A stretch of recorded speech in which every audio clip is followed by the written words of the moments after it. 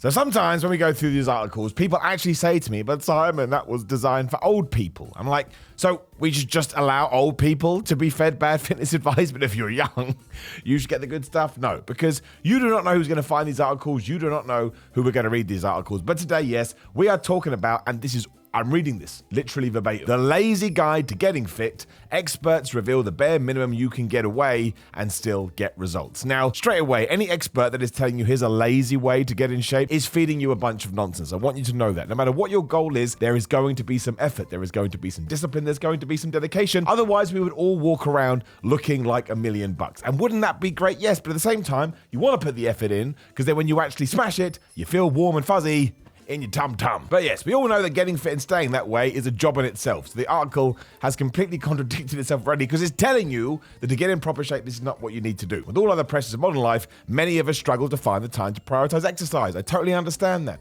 Imagine you're trying to bring up 3 kids. It's going to be so hard to get to the gym, but still don't buy into this nonsense. It's manipulation. Happily, scientists, no scientist is working on this. Imagine that. Steve, how's that experiments going for that like life-threatening disease? Oh no, now I work on lazy exercises. We don't want to talk to Steve. Happily, scientists have found that even the laziest, most sweat-resistant among us, sweat has nothing to do with getting in shape, that's a heat regulator, can transform our health and fitness by doing remarkably little. No. From blink and miss it daily bursts of exertion that leave you puffed, don't even know what that means, to a brisk monthly walk. When I first read that, I thought, well, you want me to walk for a month? You just told me life's really hard and I gotta walk for a month. 3-minute cold swims or simply pottering around the house with the vacuum cleaner. There are many low-effort ways to improve your strength, brain and heart health, balance and longevity, and that means you'll be left with plenty of time to hit the sofa. You just told me I'm so busy. If I had time to hit the sofa, why am I going to the gym? Anyway, we get to number 7. Make like a flamingo. Consultant geriatrician, I didn't say that right at all, Dr. Lucy Pollock, and to be fair, she has a book that's called The Book About Getting Older, so it is focused on old people, but still. Balances on each leg for 1 minute while brushing her teeth in the morning, so no need for a gym membership or any gym kit. Now here is the thing. Sometimes when I'm brushing my teeth, I do calf raises. But does that mean I go to the Fitness Palace of Love and I ignore calf raises? Of course not. It's just a little bit of something extra. Dr. Pollock says the evidence base is that exercises that include both a little bit of strength and balance make a lot of difference. Indeed, researchers found the ability to stand on one leg for 10 seconds was linked to survival in middle-aged and older individuals, the BMJ reported. After accounting for age, sex, and underlying conditions, an inability to stand unsupported on one leg for 10 seconds was associated with an 84% heightened risk of death from any cause in the next decade. I don't know where they're getting these stats from, but again, this is actually quite good advice in many ways. But should this be a way to get in shape? No. And don't forget, if we go back to the headline, what does it say? The lazy guide to getting fit. I'm sorry. If you just being a flamingo and standing on one foot, you're not all of a sudden going to walk outside and people go, wow, that guy is jacked. Move on to number 6. 60-second power squats. Squats preserve muscle mass and strength in quads and hamstrings, but it's important to have the correct form for maximum benefits. At least that's something. Dr. Pollock returns and says, when you do squats well, you improve core strength by maintaining good posture and keeping your back straight. They are very good total body exercise. Again, agree. Once again, consistency is the key. It's the good stuff, which is why Dr. Pollock adds these to her teeth brushing balance routine to make it a daily habit. If you saw this person, you'd think they were nuts. 1 minute is enough to make a difference because it's such a powerful exercise. Celebrity trainer Zana Morris explains any form of high-intensity training, which includes squats, in particular full ones where you go as low as you can, causes a massive disturbance on muscle fibers and oxygen uptake. It increases the heart rate and stimulates production of HGH, which helps push protein back into our lean tissue. It prompts an increase in metabolism that continues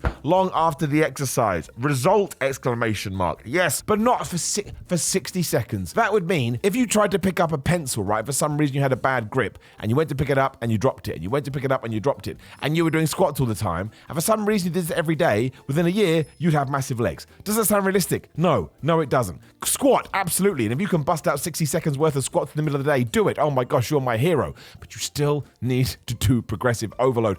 Even if we're talking about trying to get in shape here and getting healthy, this isn't going to help you at all. Even if you had the perfect diet, this is nothing. It is empty. It's a ghost. Number 5 is amazing. Burn fat with a chili dip. Cold swim isn't for everyone, but how about if you only had to stay in for a few minutes to reap the benefits of more efficient fat burning, lower inflammation, and greater insulin sensitivity? Now, I'm just going to say this now. Do you really think that jumping in a cold pond or a cold bucket of water is going to help you burn fat? Think about it. Even if there is science to suggest it can help a little bit, do you really think there's going to be enough so that you get abs? Dr. Susanna Soberg has persuasive evidence that just 11 minutes of cold water swimming weekly will do the trick. She explains that she wanted to find out whether, if this is healthy, what is the least exposure we can get away with because was not a winter swimmer, because she was not a winter swimmer.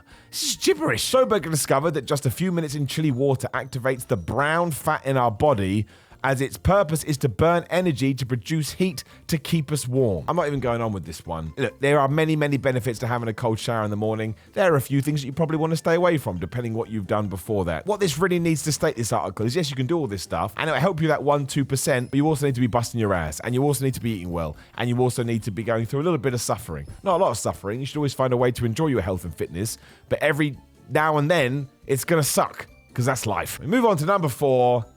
Do 20 jumps for joy. No, make me. For stronger bones, why not jump up and down while watching Death in Paradise for a few minutes? That's a real sentence. Doing just 10 or 20 jumping repetitions per day can increase bone mass and strength, according to a university study in Japan. Right, I'm doing it. I'm going to get out of the damn frame. But look, was it 20? 20, ready? Actually, it says 10. It says doing just 10 or 20. 10, ready?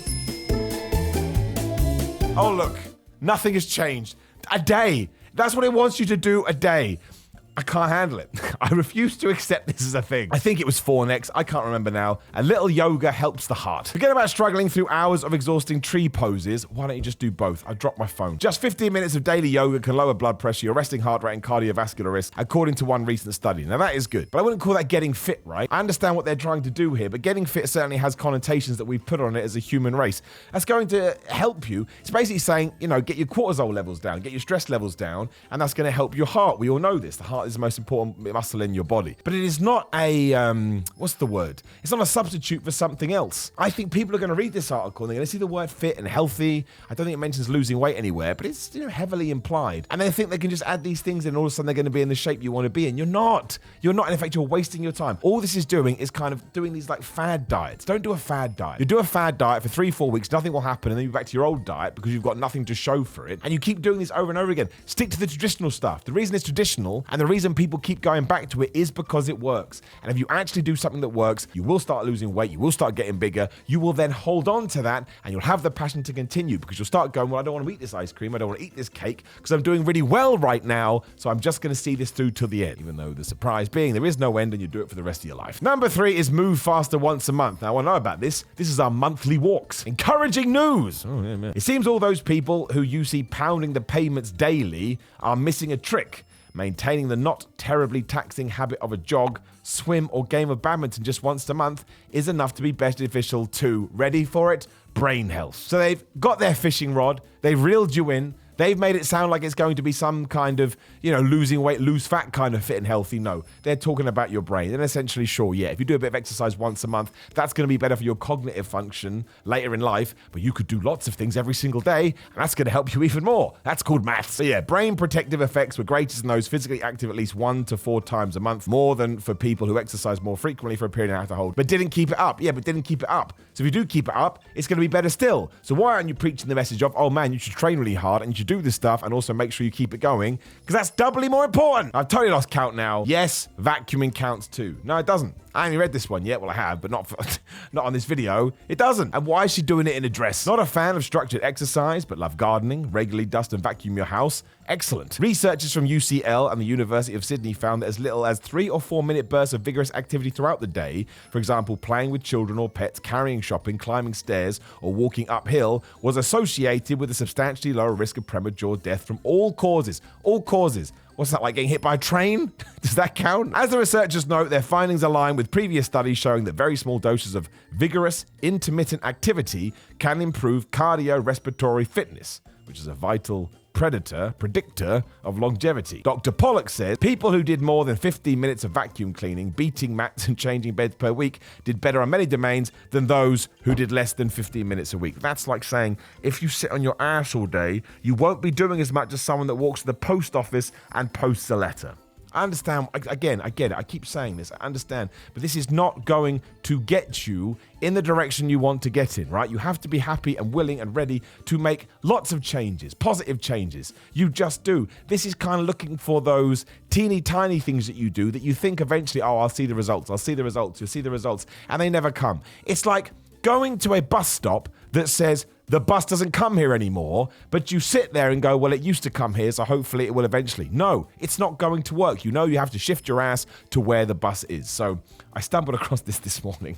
It just made me laugh, especially when I saw the pictures, and you may see it too. So it's just a handy, hearty reminder to remind you that, yes, getting in shape is really difficult. Not in like a hardship kind of a way, but you have to approach it mentally with the right thought process. And physically, obviously, there's a certain amount of effort that goes in. Find a way to enjoy your exercise and find a way to enjoy the gym, or find a way to enjoy a boxing class, a wrestling class, go climbing, run around outside, play badminton, play tennis. There's loads of things you can do. It's not a one-stop shop. And anyone that tells you any otherwise, or says that you should be vacuuming your house instead of doing a 30-minute run, is trying to steer you down the wrong path, and ultimately is just trying to get you to click this thing, which is fine. That's what the internet is there for.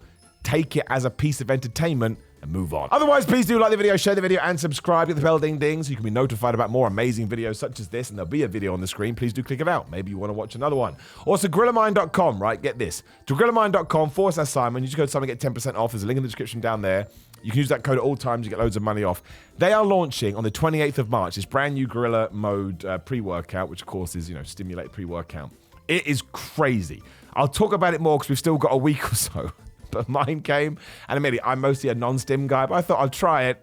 They're hilarious, man. If you're into pre-workout, it's going to blow your socks off. Make sure you get other stuff too. I'd appreciate it. Also, on Instagram and Twitter at Simon316, patreon.com/Simon316. If you want to support me with money, let's just be honest and transparent here. On Cameo, if you'd like a personalized video message for anything, I rarely say no. I think I've said like 2 to hundreds of cameos, and that's because they were pretty weird. And I was like, no, I ain't doing that. That's it, I think. Is there anything else? Probably. Oh, merchandise. Pro wrestling tees and Samson Athletics. There's links down there. I just love people buying my t-shirts. I think it's badass and cool. And that's it. I'll leave you to it. Ignore baloney like this. See you soon.